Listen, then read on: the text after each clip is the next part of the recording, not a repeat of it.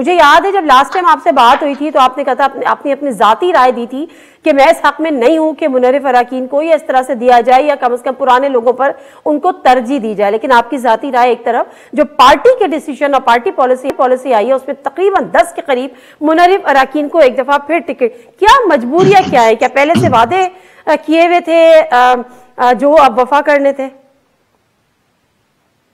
बिस्मिल्लाहिर्रहमानिर्रहीम। शुक्रिया नादिया बीबी।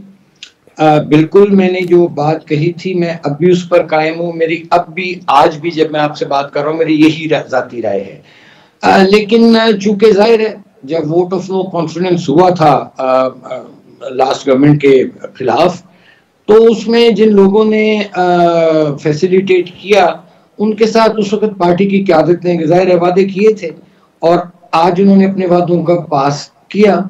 लेकिन मैं समझता हूँ कि जहाँ ये सारी जो चीज़ें होती हैं ना, जोड़ तोड़ हो गया और जिस किस्म का ये पाकिस्तान में पॉलिटिक्स अनफॉर्चुनेटली जिस तरफ चली गई है काफ़ी अरसे से और अब जा रही है, this is all power politics. तो उसमें फिर इस तरह होता है आपको अपनी सबसे प्यारी चीज़ की कुर्बानी देनी पड़ती है। सर ये पावर पॉलिटिक्स है, इसका मतलब ये है कि कॉम्प्रोमाइज्ड है। मतलब वो जो नवाशी साहब कहते थे मैं नजरियाती हो गया हूं, तो वो सिर्फ एक बात थी, एक बयान था, हकीकत से उसका कोई ताल्लुक नहीं है क्योंकि दौरा पावर पॉलिटिक्स का है। क्योंकि गुलाम सरवर जैसे लोग जो ये कहते, यहां तक उन्होंने कहा और फिर जो नुकसान हुआ आपके सामने है, बड़ा आप लोगों ने क्रिटिसाइज किया PIA के पायलट्स के हवाले से जिन्होंने बयान दिए थे, और नवाशी साहब के भी एक अलग एक्सट्रीम पे जाके उन्होंने बातें की, और इसी तरह से राजा रियाज साहब। तो सर इसमें नजरियाती सियासत तो नहीं हुई ना फिर? ये मैं देखिए इस सवाल का जो जवाब है ना वो तो पार्लिमानी वोट दे या क़यादत दे, इस बात का जरूर उनको जवाब देना चाहिए।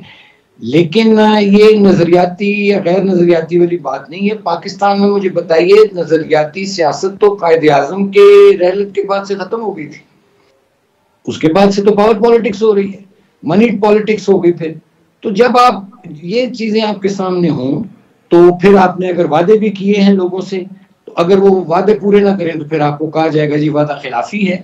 लेकिन मैं समझता हूं कि जो लोग भी 5-10 टिकट से महरूम हुए हैं उनको कहीं ना कहीं अकोमोडेट किया जाएगा। लेकिन जिन साहब का आपने भी पर्टिकुलरली नाम लिया जिन्होंने PIA का बेड़ा गर्क किया, मुझे बहुत अफसोस हुआ, धचका लगा है मुझे कि इस किस्म के लोगों को और जिस किस्म की उन्होंने जुबान इस्तेमाल की है हमारी क़यादत के बारे में जी, तो मैं यही कह सकता हूँ नादिया बीबी मेरी बड़ी पतली गर्दन है, याद रखिए मैं मिडिल क्लास का आदमी हूँ और लेकिन डरता मैं खुदा से हूँ, उसके सिवा मैं किसी से नहीं डरता। मैं यही कहूँगा दिस इज वेरी अनफॉर्चुनेट कि एक ऐसे शख्स को टिकट दिया गया है जिस शख्स की को ना जुबान पे काबू रहा माजी में, जिस किस्म की उसने जुबान दराजी की वो एक अलहदा फैक्टर है, और जिस तरह उस शख्स ने PIA का जो बेड़ा गर्क किया, जो रही सही PIA की साख थी उसको तबाह किया, आज वो शख्स जौन सा है वो टिकट पे हमारे इलेक्शन लड़ रहे हैं। मैं इसे अनफॉर्चुनेटली कहूँ।